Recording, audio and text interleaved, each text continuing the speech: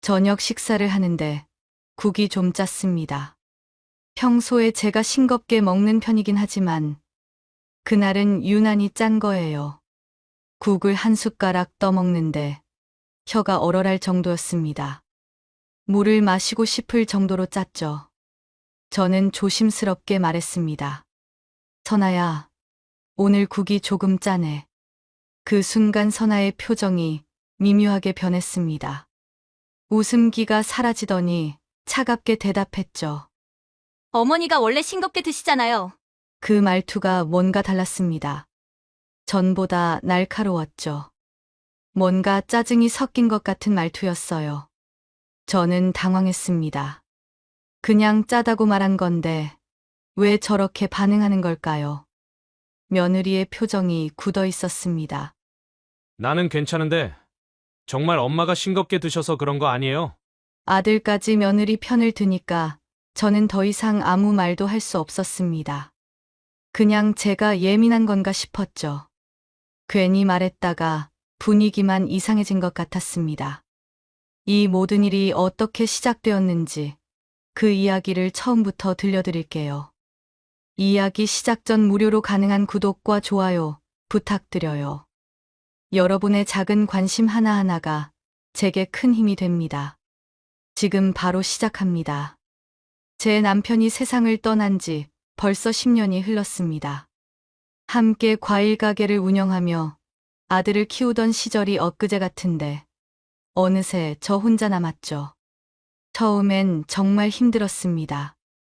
아침에 눈을 뜨면 옆자리가 텅 비어 있고 밥을 할 때도 혼자 먹을 만큼만 하게 되더군요. 그래도 저는 꿋꿋하게 살아왔습니다. 남편이 보고 있을 테니까요. 그런데 최근 들어 관절염이 심해졌습니다. 처음엔 그냥 나이 드는 게 이런 거겠거니 했는데 점점 걷는 것도 힘들어지더군요. 아침에 일어나서 화장실 가는 것도 벽을 붙잡고 가야 했습니다. 무릎이 시큰거리고 아팠죠. 계단은 엄두도 못 냈습니다. 병원에 가니 관절염이 꽤 진행됐다고 하더군요. 약을 먹고 물리치료를 받아도 크게 나아지지 않았습니다. 누가 옆에서 잡아주지 않으면 화장실도 혼자 가기 어려울 정도가 됐습니다. 집 안에서 넘어진 적도 몇 번 있었어요. 다행히 크게 다치진 않았지만 그때마다 무서웠습니다. 이러다 정말 큰일 나는 거 아닌가 싶었죠. 그렇게 혼자 지내는 게 점점 힘들어지자 아들 영호가 찾아왔습니다. 주말이었는데 영호가 며느리 선아와 함께 왔더군요. 저는 반가워서 밥을 차려주려고 했는데 일어나기가 힘들었습니다.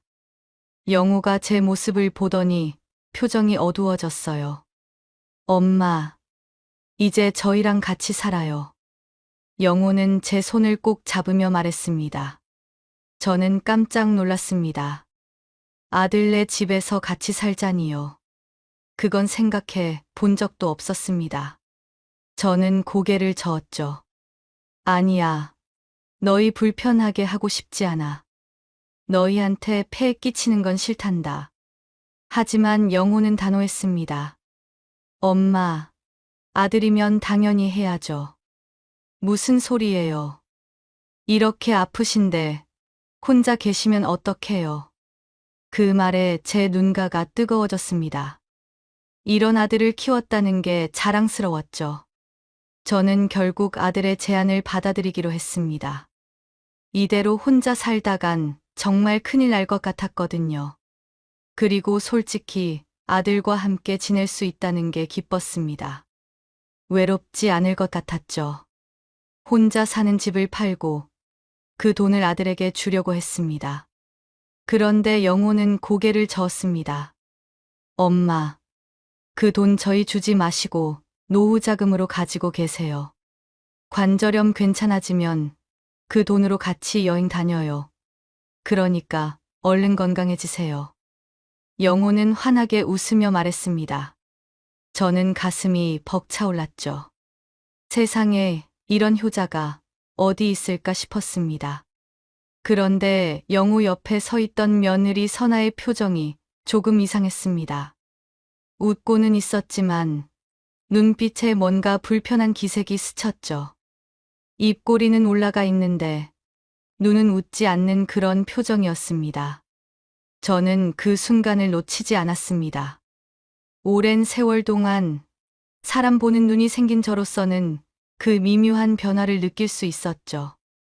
어머니, 짐 되는 거 싫어요. 선아가 짧게 한마디 했습니다.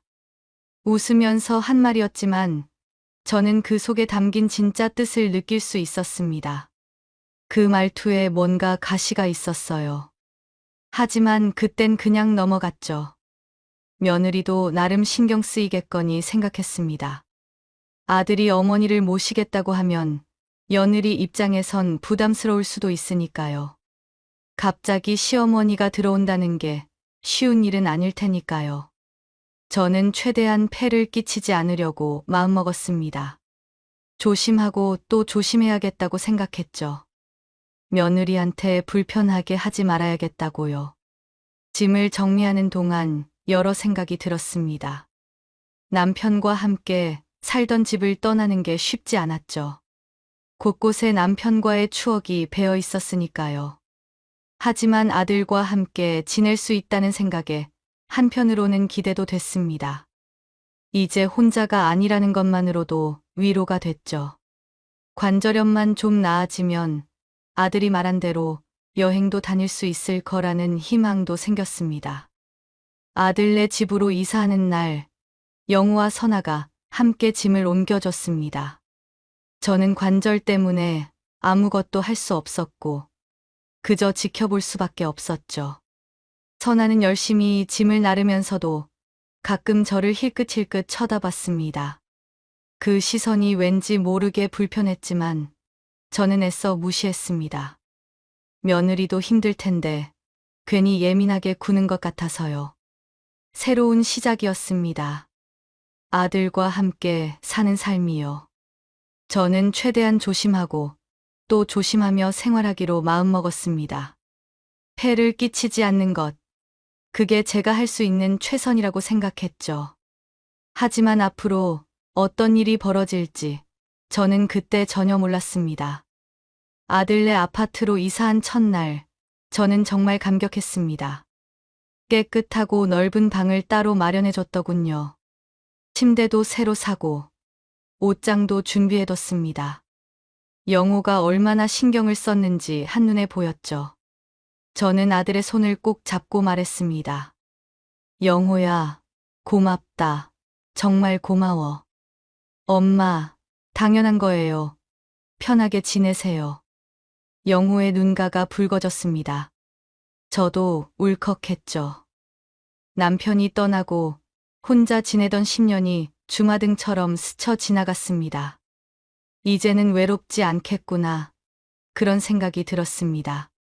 아들과 함께라면 남은 인생을 행복하게 살 수 있을 것 같았어요. 처음 며칠은 정말 좋았습니다. 선아가 저를 잘 챙겨줬거든요. 화장실 갈 때마다 부축해주고 식사 시간마다 제 방으로 와서 데려가줬습니다. 밥도 맛있게 해줬죠. 된장찌개, 김치찌개, 생선구이까지. 제가 좋아하는 음식들을 해줬습니다. 반찬도 여러 가지 준비해서 상을 차렸어요. 저는 정말 감동했습니다. 며느리가 이렇게까지 신경 써줄 줄 몰랐거든요. 저는 주변 사람들에게 자랑했습니다. 동네 친구한테 전화해서 말했죠. 우리 며느리는 정말 천사야. 이렇게 잘해줄 줄 몰랐어. 밥도 맛있게 해주고 화장실 갈 때마다 부축도 해주고 말이야. 친구는 부러워하며 말했습니다. 요즘 그런 며느리 어디 있어. 정미 언니 정말 복 받은 거야. 저도 그렇게 생각했습니다. 정말 운이 좋다고요. 선아에게 미안하고 또 고마웠죠. 혼자 음식도 하고 설거지도 하고 청소까지 다 하는데 저는 아무것도 도와주지 못했으니까요. 관절 때문에 그냥 앉아서 지켜볼 수밖에 없었습니다. 일주일쯤 지났을까요? 그런데 어느 날이었습니다. 저녁 식사를 하는데 국이 좀 짰습니다. 평소에 제가 싱겁게 먹는 편이긴 하지만 그날은 유난히 짠 거예요. 국을 한 숟가락 떠먹는데 혀가 얼얼할 정도였습니다. 물을 마시고 싶을 정도로 짰죠. 저는 조심스럽게 말했습니다. 선아야, 오늘 국이 조금 짜네. 그 순간 선아의 표정이 미묘하게 변했습니다. 웃음기가 사라지더니 차갑게 대답했죠. 어머니가 원래 싱겁게 드시잖아요. 그 말투가 뭔가 달랐습니다. 전보다 날카로웠죠. 뭔가 짜증이 섞인 것 같은 말투였어요. 저는 당황했습니다. 그냥 짜다고 말한 건데 왜 저렇게 반응하는 걸까요? 며느리의 표정이 굳어 있었습니다. 영호도 옆에서 한마디 거들었습니다. 나는 괜찮은데 정말 엄마가 싱겁게 드셔서 그런 거 아니에요? 아들까지 며느리 편을 드니까 저는 더 이상 아무 말도 할 수 없었습니다. 그냥 제가 예민한 건가 싶었죠. 괜히 말했다가 분위기만 이상해진 것 같았습니다. 선아의 기분을 상하게 한 것 같아 미안했어요. 저는 억지로 웃으며 말했습니다.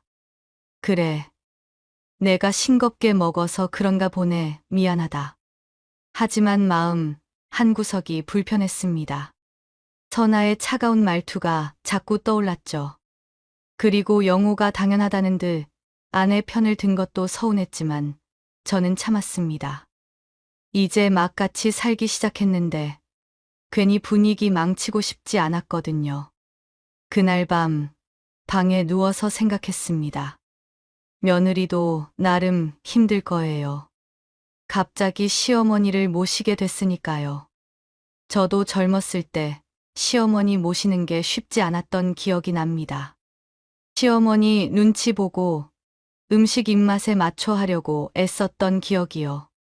선아도 그럴 거라고 이해해야 한다고 스스로를 다독였죠. 며칠이 지났습니다. 저는 최대한 조심하며 지냈습니다. 선아가 해주는 음식에 대해선 아무 말도 하지 않았죠. 짜도 싱거워도 그냥 먹었습니다. 불평하지 않으려고 애썼습니다. 선아의 기분을 상하게 하고 싶지 않았거든요. 그런데 이상하게도 국은 계속 짰습니다. 다른 반찬은 괜찮은데 유독 국만 짰어요. 저는 의아했습니다. 하지만 선아가 고생해서 음식을 만드는데 제가 뭐라고 할 수 있겠습니까? 관절염 때문에 저는 아무것도 도와주지 못했습니다. 혼자 음식하고 설거지하고 청소까지 다 하는 선아를 보면 미안한 마음뿐이었죠. 그래서 그냥 참고 먹었습니다. 짠 국을 억지로 넘기면서요. 물을 많이 마시면서 먹었습니다. 어느 날은 정말 이상한 일이 있었습니다. 선아가 밥을 다 차리고 제 방으로 부축해 주러 왔습니다. 저는 선아의 팔을 잡고 식탁까지 갔죠. 영호는 이미 앉아서 기다리고 있었습니다. 그런데 그날은 국이 정말 너무 짰습니다. 도저히 밥이 안 넘어갈 정도였어요. 입에 넣자마자 뱉고 싶을 만큼 짰죠. 저는 어쩔 수 없이 말했습니다. 오늘은 국 안 먹고 그냥 물에 말아 먹을게. 그러자 영호가 옆에서 말했습니다. 그럼 제가 먹을게요. 영호가 제 국그릇을 가져가려는 순간이었습니다. 선아가 갑자기 깜짝 놀라더니 벌떡 일어나더군요. 그리고는 영호 손에서 국그릇을 확 빼앗아 싱크대로 가서 버려버렸습니다. 콸콸 소리를 내며 국이 하수구로 흘러내려갔죠. 그 모습을 보는데 뭔가 이상했습니다. 왜 저렇게 급하게 버리는 걸까요? 왜 버려? 내가 먹으면 되잖아. 영호가 의아해하며 물었습니다. 선아는 당황한 표정으로 대답했습니다. 어머니가 안 드시는 걸 왜 여보가 먹어? 냄비에 아직 남았으니까 더 먹고 싶으면 말해. 선아의 목소리가 떨렸습니다. 왜 저렇게 당황하는 걸까요? 저는 그 모습을 보면서 뭔가 이상하다는 생각이 들었습니다. 왜 아들이 먹겠다는데 그렇게 급하게 버린 걸까요? 그냥 먹게 두면 되는데 말이죠. 그날 밤, 저는 잠을 이룰 수 없었습니다. 선아가 국을 버리던 모습이 자꾸 떠올랐습니다. 그 당황한 표정, 떨리던 목소리까지 뭔가 숨기는 게 있는 것 같았죠. 하지만 며느리가 저한테 무슨 이유로 그럴까요? 저는 이해할 수 없었습니다. 그냥 제 생각이 과한 거겠거니 했습니다. 하지만 불안감은 사라지지 않았습니다. 뭔가 잘못되고 있다는 느낌이 계속 들었죠. 저는 앞으로 더 조심해서 지켜봐야겠다고 생각했습니다. 며칠이 더 지났습니다. 그런데 같은 일이 계속 반복됐어요. 밥을 먹을 때마다 국이 짰습니다. 정말 유난히 짰죠. 다른 반찬들은 멀쩡한데 국만 먹을 수 없을 정도로 짰습니다. 저는 점점 이상하다는 생각이 들었습니다. 처음엔 제 입맛이 예민한가 싶었습니다. 나이 들면 입맛이 변한다고들 하잖아요. 미각이 둔해져서 싱겁게 느껴질 수도 있고 반대로 예민해질 수도 있다고 들은 적이 있었어요. 그래서 그러려니 했죠. 하지만 국만 계속 짜다는 게 이상했습니다. 반찬은 괜찮은데 국만 짜다는 게 말이 안 됐어요. 같은 사람이 같은 손으로 만든 음식인데 왜 국만 짤까요? 도저히 이해가 되지 않았습니다. 그날도 점심 식사 시간이었습니다. 선아가 상을 차렸고 저는 선아의 부축을 받아 식탁에 앉았죠. 국을 한 숟가락 떠먹는 순간 저는 인상을 찌푸렸습니다. 또 짰어요. 정말 짰습니다. 혀가 얼얼할 정도였죠. 도저히 삼킬 수가 없었습니다. 하지만 저는 아무 말도 하지 않았습니다. 지난번에 짜다고 했다가 선아가 불편해했던 게 기억났거든요. 그리고 영호도 며느리 편을 들었고요. 저는 그냥 국을 피하고 반찬만 먹었습니다. 선아는 제가 국을 안 먹는 걸 보면서도 아무 말이 없었습니다. 영호도 마찬가지였죠. 저는 참았습니다. 며느리가 힘들게 음식을 만드는데 제가 뭐라고 할 수 있겠어요. 하지만 마음속으론 의문이 커져갔습니다. 왜 국만 계속 짤까요? 선아가 요리를 못하는 것도 아닙니다. 다른 음식은 다 맛있거든요. 그런데 유독 국만 짜요. 매번요. 이건 뭔가 이상한 거예요. 실수로 한두 번 정도는 그럴 수는 있지만 매일 같은 실수를 한다는 게 말이 안 됐습니다. 그리고 며칠 전 선아가 국을 버리던 모습도 자꾸 떠올랐습니다. 영호가 먹겠다는데 왜 그렇게 급하게 버렸을까요?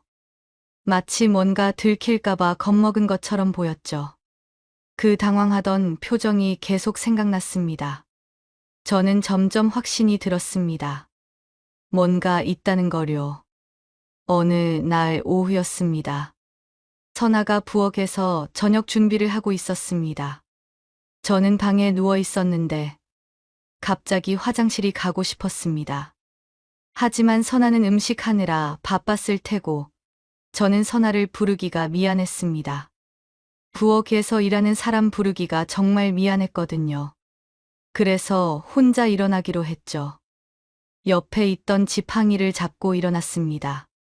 다리가 아팠지만 참을 만했습니다. 저는 천천히 방문을 열고 복도로 나왔습니다.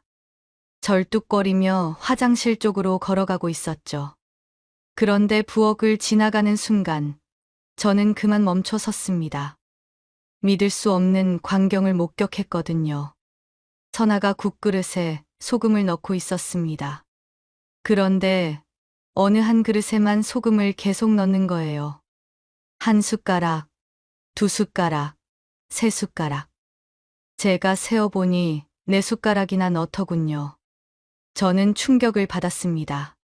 그 국그릇은 제가 쓰는 그릇이었어요. 파란색 테두리가 있는 그릇이었죠. 선아는 제 국에만 소금을 넣고 있었던 겁니다. 도대체 왜 그러는 걸까요? 실수로 그럴 리는 없었습니다. 너무나 의도적으로 보였거든요. 저는 그 자리에 얼어붙었습니다. 머릿속이 하얘졌죠. 며느리가 일부러 제 국에만 소금을 넣고 있다니. 저는 이해할 수가 없었습니다. 왜 저한테 이러는 걸까요? 제가 뭘 잘못했나요? 그때 며칠 전 일이 떠올랐습니다. 영호가 제 국을 먹으려고 했을 때 선아가 깜짝 놀라며 버렸던 일 말이죠. 이제야 이해가 됐습니다. 영호가 먹으면 짜다는 걸 알게 될 테니까 급하게 버린 거였어요. 들키지 않으려고요. 그래서 그렇게 당황했던 거구나 싶었습니다. 저는 어떻게 해야 할지 몰랐습니다. 지금 당장 선아를 불러 세워 따지고 싶었습니다. 왜 제 음식에 소금을 넣냐고, 왜 저한테 이러냐고 물어보고 싶었죠. 하지만 저는 참았습니다. 지금 말하면 선아가 그 국을 버려버릴 게 뻔했거든요. 그럼 증거가 없어집니다. 영호한테 말해도 증거가 없으면 제 말을 믿을까요? 오히려 제가 노망난 노인 취급을 받을지도 몰랐습니다. 저는 조용히 화장실로 갔습니다. 다리가 후들거렸지만 어떻게든 혼자 갔습니다. 화장실 안에서 저는 한참을 멍하니 서 있었습니다. 도대체 왜 그러는 걸까요? 제가 뭘 잘못한 걸까요? 화장실에서 나와 다시 방으로 돌아왔습니다. 침대에 누워 천장을 바라봤습니다. 며느리가 절 미워하나 봅니다. 그래서 저렇게 하는 거겠죠. 하지만 저는 며느리한테 잘못한 게 없습니다. 최대한 조심하며 지냈고 불평도 하지 않았어요. 그런데 왜 저한테 이러는 걸까요? 저는 결심했습니다. 더 지켜봐야겠다고요. 증거를 확실하게 잡아야 한다고요. 그리고 때가 되면 영호한테 말하겠다고 마음먹었습니다. 가만히 제가 당하고 있지 않을 겁니다. 조용히 지켜보면서 확실한 증거를 모으겠다고 다짐했죠. 잠시 후 선아가 제 방으로 왔습니다. 어머니, 밥 다 돼서 모시러 왔어요. 선아는 밝게 웃으며 말했습니다. 하지만 저는 그 웃음이 가짜라는 걸 알았습니다. 그 웃는 얼굴 뒤에 어떤 마음이 있는지 이제 알게 됐으니까요. 저는 모른 척하며 선아의 팔을 잡았습니다. 선아는 저를 부축해 식탁까지 데려갔죠. 식탁에 앉아 국을 봤습니다. 제 국그릇이었습니다. 소금을 4숟가락이나 넣은 그 국이요. 저는 한 숟가락 떠먹었습니다. 역시나 엄청 짰습니다. 예상했던 대로였죠. 하지만 저는 아무 말도 하지 않았습니다. 그냥 참고 먹었죠. 물을 많이 마시면서요. 영우와 선아는 맛있게 식사를 했습니다. 아무것도 모르는 채로요. 저는 그들을 바라보며 생각했습니다. 언젠가 진실이 밝혀질 거라고요. 조금만 더 참자고 저 자신을 다독였습니다. 그날 밤 저는 계획을 세웠습니다. 증거를 확실하게 잡을 방법을요. 핸드폰으로 찍어야겠다고 생각했습니다. 선아가 제 국에 소금을 넣는 장면을 동영상으로 찍는 거죠. 그럼 증거가 확실하니까 영호도 믿을 겁니다. 아무도 제 말을 의심하지 못할 거예요. 저는 더 이상 당하지 않을 겁니다. 며느리의 진짜 얼굴을 밝혀낼 겁니다. 그렇게 다짐하며 잠이 들었습니다. 앞으로 본격적으로 증거를 모아야겠다고 생각했죠. 며칠이 지났습니다. 그동안 저는 관절염 치료를 열심히 받았어요. 약도 먹고 물리치료도 받았죠. 다행히 조금 나아졌습니다. 집 안에서는 혼자 걸을 수 있을 정도가 됐어요. 물론 절뚝거리긴 했지만 부축 없이도 다닐 수 있게 된 겁니다. 천천히 걸으면 화장실도 혼자 갈 수 있었죠.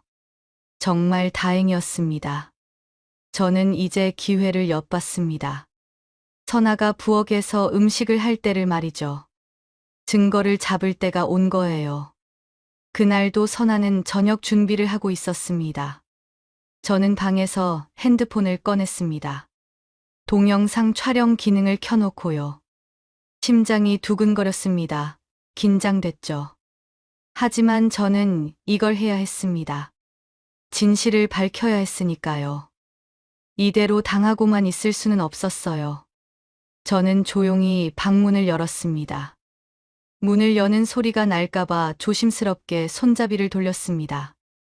선아는 부엌에서 무언가 열심히 하고 있었어요. 저는 살금살금 복도를 걸어갔습니다. 발소리가 나지 않게 조심했어요.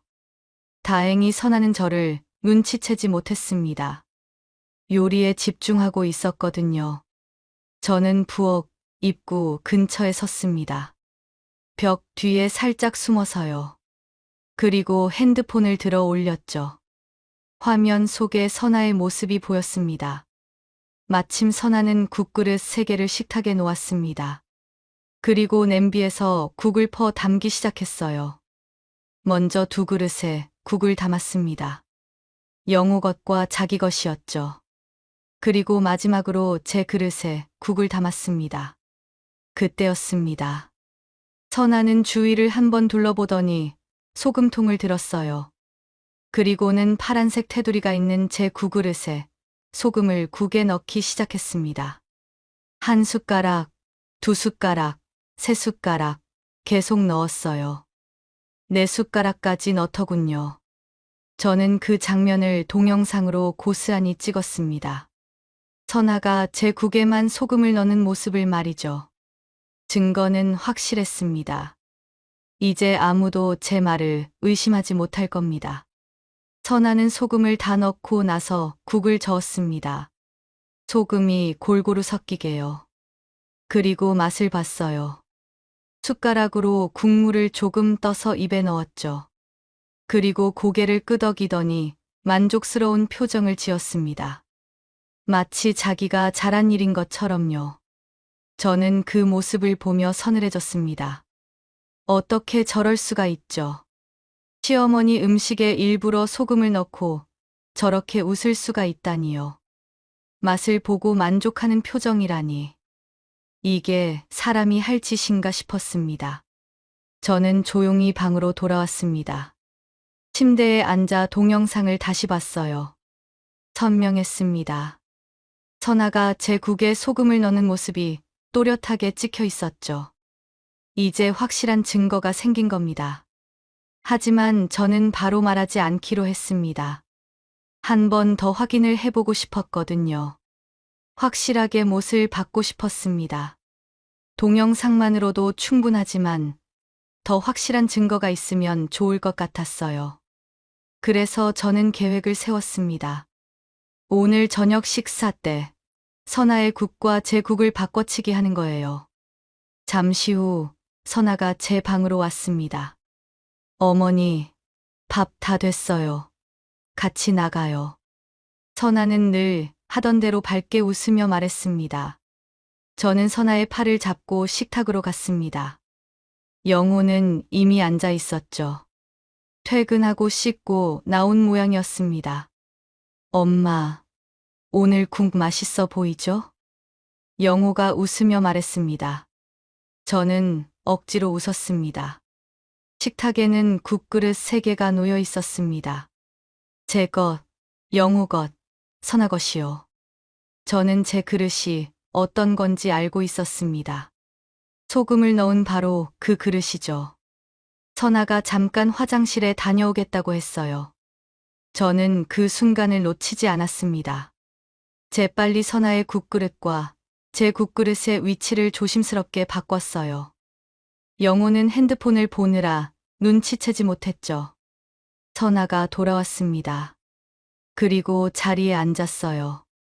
저는 아무것도 모르는 척을 했죠. 영호가 말했습니다. 자, 다들 맛있게 드세요. 드디어 식사를 시작했어요. 선아가 국을 1숟가락 떠먹었습니다. 그 순간 선아의 얼굴이 확 일그러졌어요. 놀라서 인상을 팍 쓰더니 급하게 물컵을 들어 물을 벌컥벌컥 마시더라고요. 한 컵을 다 마셨어요. 그리고는 선아가 저를 째려봤습니다. 눈빛이 날카로웠죠. 분노와 당황이 섞인 표정이었습니다. 저는 태연하게 제 국을 먹는 척했습니다. 아무것도 모르는 척하며 밥을 먹었어요. 그리고 선아가 말했습니다. 어머니, 왜 저랑 국을 바꿨어요? 목소리가 떨렸습니다. 저는 고개를 들어 선아를 봤습니다. 바꿨다니, 그게 무슨 소리야?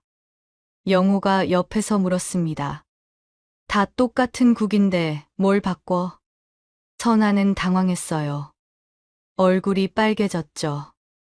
뭐라고 대답해야 할지 모르는 표정이었습니다. 아, 맞네요. 그냥 하는 소리였어요. 선아는 얼버무렸어요. 하지만 계속 저를 째려봤죠. 저는 조용히 말했습니다. 왜? 내 국에 뭐라도 넣었나 봐? 그 말에 선아의 얼굴이 하얗게 질렸습니다. 당황해서 말을 더듬었죠. 그게 무슨 소리예요? 어머니, 국 많이 드시라고 많이 드렸는데 제게 더 많아 보여서 그런 말 한 거예요. 선아는 변명했습니다. 하지만 저는 알고 있었죠. 선아가 거짓말을 하고 있다는 거요. 제 눈을 똑바로 보지 못하고 시선을 피하더군요. 저는 더 이상 아무 말도 하지 않았습니다. 그냥 밥을 먹었어요. 식사가 끝났습니다. 선아는 급하게 설거지를 하더니 자기 방으로 들어가 버렸어요. 문을 닫는 소리가 컸어요. 화가 난 게 느껴졌죠. 영호는 이상하다는 표정을 지었지만 아무 말도 하지 않았습니다. 저는 제 방으로 돌아갔어요. 이제 정말 확실해졌습니다. 선아가 일부러 제 국에 소금을 넣고 있다는 거요. 동영상 증거도 있고 오늘 국을 바꿨을 때 선아의 반응도 봤습니다. 의심할 여지가 없었죠.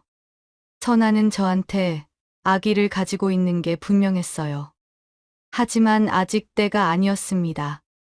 조금 더 기다려야 했어요. 선아의 진짜 속마음을 알고 싶었거든요. 왜 저한테 이러는지, 정말로 절 미워하는지 확인하고 싶었습니다. 그래서 좀 더 지켜보기로 했어요. 저는 핸드폰을 꺼내 아까 촬영한 동영상을 다시 봤습니다. 선아가 소금을 넣는 모습이 선명했어요. 이 증거면 충분할 겁니다. 하지만 저는 더 기다리기로 했습니다. 결정적인 순간을 위해서요. 그날 밤이었습니다. 저는 방에 누워 있었는데 밖에서 선아의 목소리가 들렸습니다. 누군가와 통화하는 소리였어요. 목소리가 조금 컸거든요. 저는 귀를 기울였습니다. 언니, 나 진짜 힘들어. 선아의 목소리가 들렸습니다. 피곤하고 지친 목소리였죠. 친한 언니한테 전화하는 것 같았어요. 어머니가 눈치챈 것 같아. 아까 국을 내 거랑 바꿨더라고. 분명히 뭔가 알고 있는 거야. 혹시 내가 소금 넣는 거 봤나? 저는 숨을 죽였습니다. 선아가 뭐라고 말하는지 더 듣고 싶었거든요. 언제까지 이렇게 살아야 돼? 솔직히 요양원 보내고 싶어. 내가 너무 힘들어. 맨날 화장실 가는 거 부축하고, 밥 차리고, 설거지하고. 나 진짜 친구들 만날 시간도 없어. 요양원이라는 말에 저는 가슴이 철렁했습니다. 선아가 저를 요양원에 보내고 싶어 한다니요. 이 집에서 내보내고 싶다는 거였어요. 눈치챘으면 자기가 나간다고 말을 하든지. 노인네가 모르는 척하고 있으니까 더 짜증나. 언제까지 참아야 하는 거야. 저는 충격을 받았습니다. 선아가 절 이렇게 생각하고 있었다니요. 알았어. 언니, 조금만 더 참아볼게. 그래도 진짜 이젠 한계야. 선아는 통화를 끊었습니다. 그리고 한숨을 쉬더군요. 깊은 한숨이었어요. 저는 침대에 가만히 누워 있었습니다. 눈물이 났어요. 제가 이렇게 미움을 받고 있었다니. 아들 부부에게 패 끼치지 않으려고 최선을 다했는데 며느리는 절 이렇게 생각하고 있었어요. 심장이 쿵쿵 뛰었죠. 손이 떨렸습니다. 하지만 저는 침착해야 했어요. 저는 핸드폰을 확인했습니다. 다행히 통화 내용이 녹음되어 있었어요. 제가 혹시 모를 일에 대비해서 녹음 기능을 켜놓고 있었거든요. 그리고 선아의 통화 내용이 고스란히 녹음되어 있었습니다. 이제 증거는 충분했습니다. 동영상도 있고 녹음 파일도 있었죠. 선아가 제 국에 소금을 넣는 장면, 그리고 저를 요양원에 보내고 싶다는 말까지요. 이 정도면 영호도 믿을 겁니다. 아무리 아내 편을 든다고 해도 이런 증거가 있으면 믿지 않을 수 없을 거예요. 저는 결심했습니다. 이제 끝을 내야겠다고요. 더 이상 참을 수 없었습니다. 며느리가 절 이렇게 생각하고 있는데 제가 왜 여기 있어야 하나요? 하지만 이대로 그냥 나가고 싶지는 않았습니다. 진실을 밝히고 싶었죠. 선아의 진짜 얼굴을 영호한테 보여주고 싶었습니다. 다음 날 아침이었어요. 저는 평소처럼 식사를 했습니다. 역시나 국은 짰습니다. 하지만 저는 참았습니다. 곧 모든 게 끝날 테니까요. 조금만 참으면 된다고 생각했죠. 점심 때도 마찬가지였습니다. 저녁 때도 그랬죠. 저는 계속 짠 국을 먹으며 참았습니다. 선아는 여전히 밝게 웃으며 저를 대했습니다. 하지만 저는 그 웃음이 가짜라는 걸 알고 있었습니다. 그 웃는 얼굴 뒤에 어떤 마음이 있는지 다 알고 있었어요. 드디어 주말이 됐습니다. 영호가 집에 있는 날이었죠. 평일엔 회사에 가니까 저녁에만 볼 수 있는데 주말엔 하루 종일 집에 있었습니다. 저는 오늘이 바로 그날이라고 했어요. 진실을 밝힐 날이요. 저는 마음의 준비를 했습니다. 핸드폰에 있는 증거들도 다시 점검했어요. 점심 시간이 됐습니다. 선아는 늘 하던 대로 음식을 준비했어요. 저는 선아의 부축을 받아 식탁에 앉았죠. 영호도 이미 앉아 있었습니다. 오늘 날씨 좋죠? 점심 먹고 산책이나 할까요? 영호가 밝게 말했습니다. 저는 웃으며 대답했습니다. 그래, 좋은 생각이야. 하지만 속으로는 다른 생각을 하고 있었습니다. 오늘 점심 이후에 모든 게 달라질 거라고요. 산책은 못 갈지도 모른다고요. 선아가 국을 가져왔습니다. 저는 그 국을 보며 생각했어요. 이게 마지막이겠구나. 이제 더 이상 참을 필요가 없겠구나 싶었습니다. 평소처럼 저는 국을 한 숟가락 떠먹었어요. 역시나 엄청 짰습니다. 저는 국그릇을 내려놓고 영호를 봤습니다. 영호야. 네, 엄마. 영호가 고개를 들었습니다. 저는 조용히 말했습니다.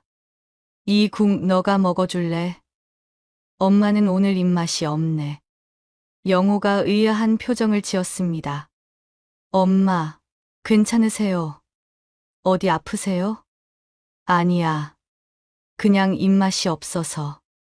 며느리가 열심히 음식 해줬는데 버리면 아깝잖아. 저는 국그릇을 영호 쪽으로 밀었어요. 영호가 받으려는 순간 선아가 벌떡 일어났습니다. 어머니, 제가 치울게요.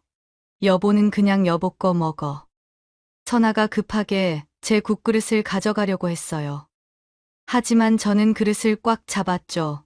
놓치지 않았어요. 왜 버려? 아들이 먹겠다는데 그냥 먹게 내버려둬. 버리면 아깝잖아.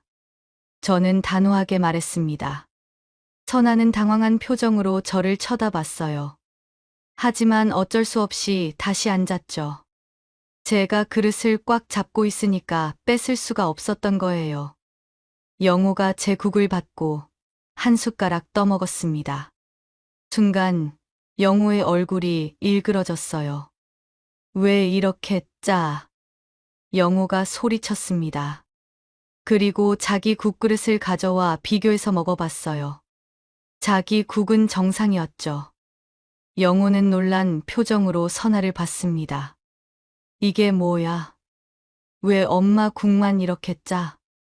선아는 당황해서 말을 더듬었습니다. 얼굴이 새하얗게 질렸어요. 무슨 소리야? 똑같이 끓였는데 왜 어머니 국만 짜? 그럴 리가 없어. 영호가 국그릇을 선아 쪽으로 밀었습니다. 그럼 당신이 먹어봐. 얼마나 짠지 직접 먹어보라고. 선아는 어쩔 수 없이 국을 한 숟가락 떠먹었어요. 그리고는 인상을 찌푸리며 물을 벌컥 마셨죠. 영호가 날카롭게 물었습니다. 이게 무슨 상황인지 설명 좀 해봐. 선아는 급하게 변명했습니다. 아까 손에서 소금을 떨어뜨렸어. 그러면서 그 그릇에 살짝 더 들어간 것 같아. 말도 안 되는 변명이었습니다. 소금이 떨어졌으면 바로 알 텐데 왜 그냥 뒀겠어요. 그리고 이렇게 짤 정도로 많이 들어갔으면 당연히 알았을 거예요. 저는 조용히 말했습니다. 너네한테 할 말이 있어. 영호와 선아가 저를 쳐다봤습니다. 저는 핸드폰을 꺼냈어요. 그리고 동영상을 재생했습니다. 화면에는 선아가 제 국에 소금을 넣는 모습이 선명하게 나왔습니다. 소금을 계속 넣는 모습이 똑똑히 보였어요. 영호와 선아 모두 놀랐습니다. 영호는 믿을 수 없다는 표정으로 선아를 봤어요. 입을 벌린 채 말을 못하더군요. 선아는 얼굴이 하얗게 질렸죠. 이건 조작이에요. 선아가 소리쳤습니다. 그리고 제 핸드폰을 뺏으려고 손을 뻗었어요. 저는 핸드폰을 뒤로 빼며 말했습니다. 이게 끝이 아니야. 저는 녹음 파일을 재생했습니다. 선아가 친구와 통화하는 내용이 흘러나왔죠. 요양원 얘기, 제가 눈치 없다고 하는 말들이요. 선아의 목소리가 또렷하게 들렸습니다. 영호는 충격을 받은 표정이었어요. 선아는 고개를 숙이고 아무 말도 하지 못했습니다. 손으로 얼굴을 가리더군요. 영호가 말했습니다. 이게 뭐야? 제대로 설명 좀 해봐. 선아는 고개를 들지 못했습니다. 그냥 고개를 숙인 채 앉아 있었어요. 영호가 선아 앞으로 다가갔습니다. 이게 뭔지 빨리 설명을 해봐. 왜 어머니 국에 소금을 넣은 거야? 저 통화 내용은 뭐고? 영호가 소리쳤습니다. 목소리가 떨렸어요. 화가 난 목소리였죠. 선아는 떨리는 목소리로 말했습니다. 솔직히 힘들었어. 선아가 고개를 들었습니다. 눈가가 붉어져 있었죠. 하지만 저는 동정심이 전혀 들지 않았습니다. 선아가 저한테 한 짓을 생각하면 전혀 미안하지 않았어요.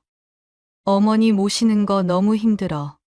화장실 갈 때마다 부축해야 하고, 나 친구 만날 시간도 없고, 어머니 병 간호만 해줘야 하잖아.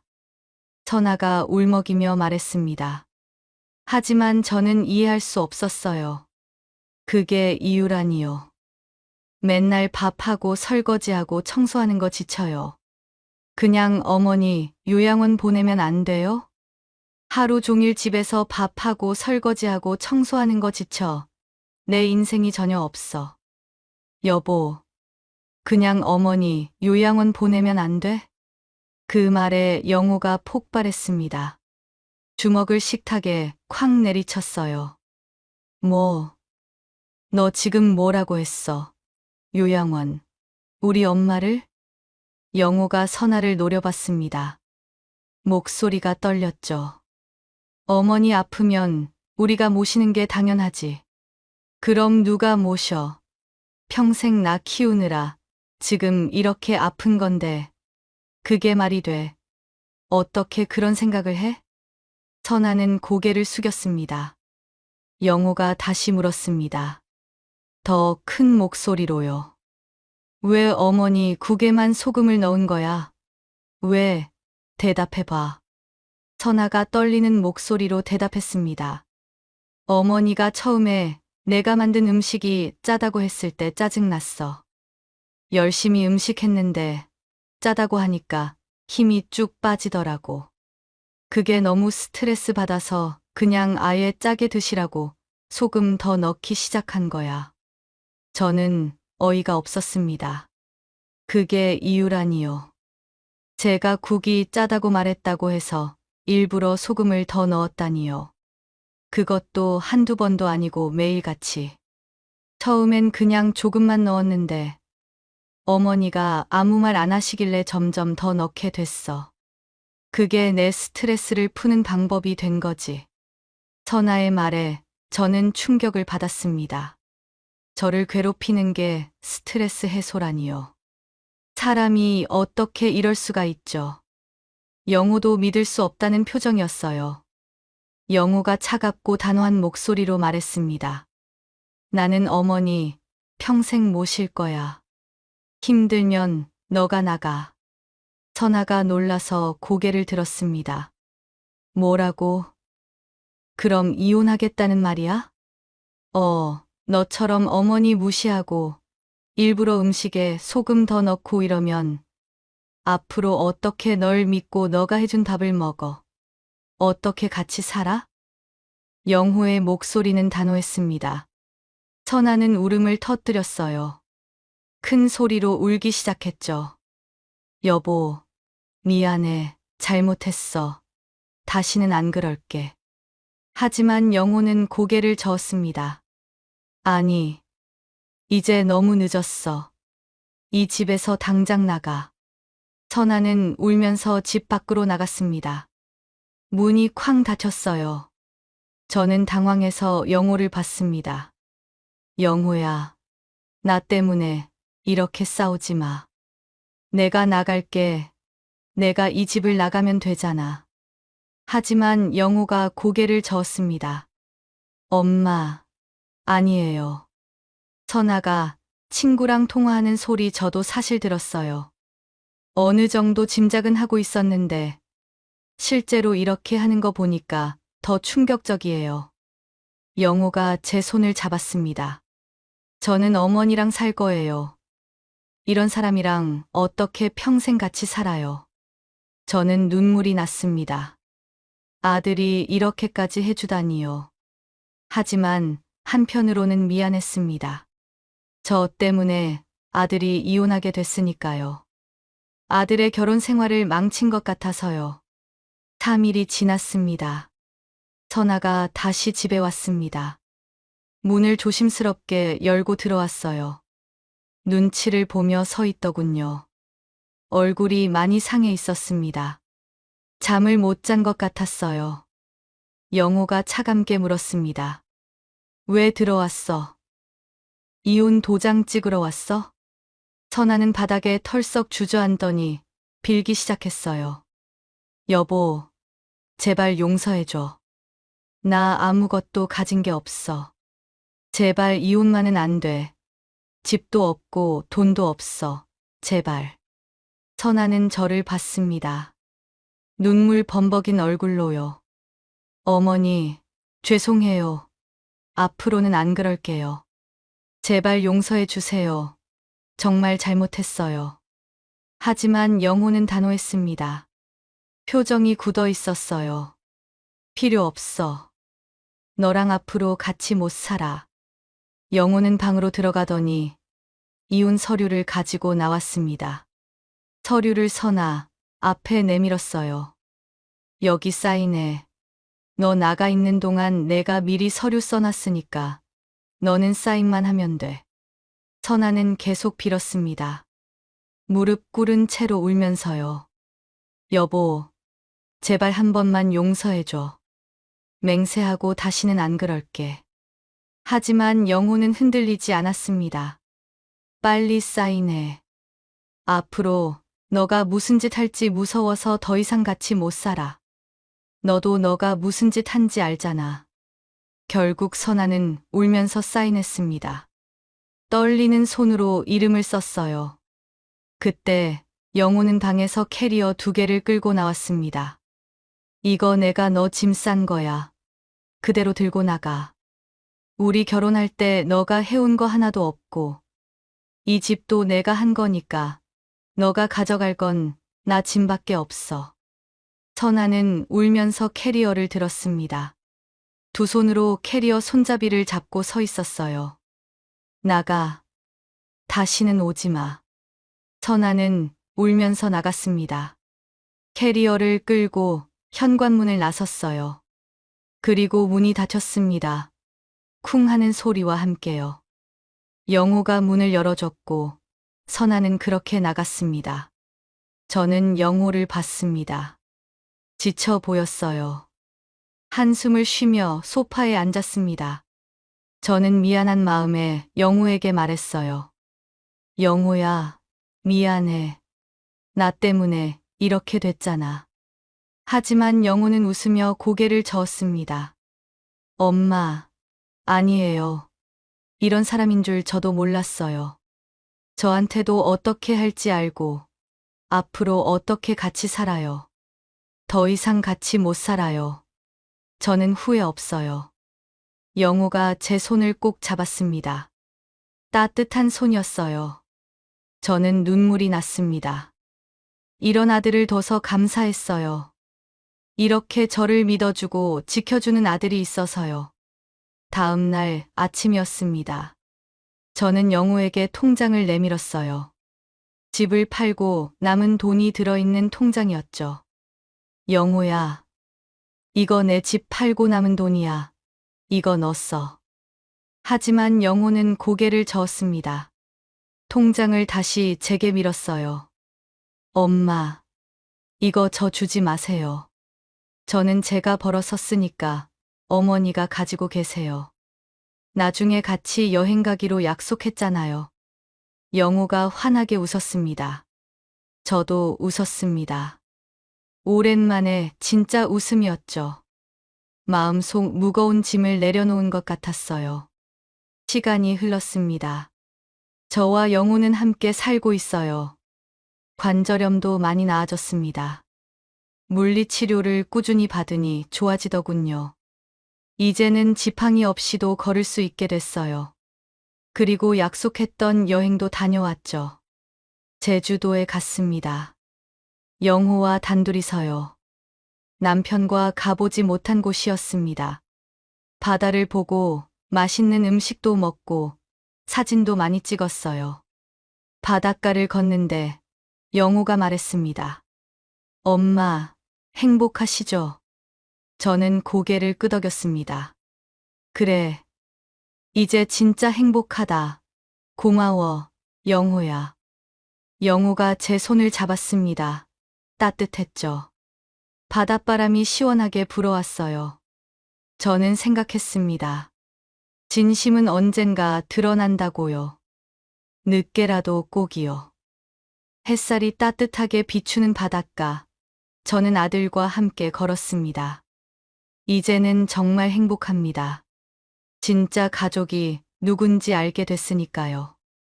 그리고 저를 진심으로 사랑해주는 아들이 있으니까요. 인생은 때로 힘들지만 진실은 결국 밝혀집니다.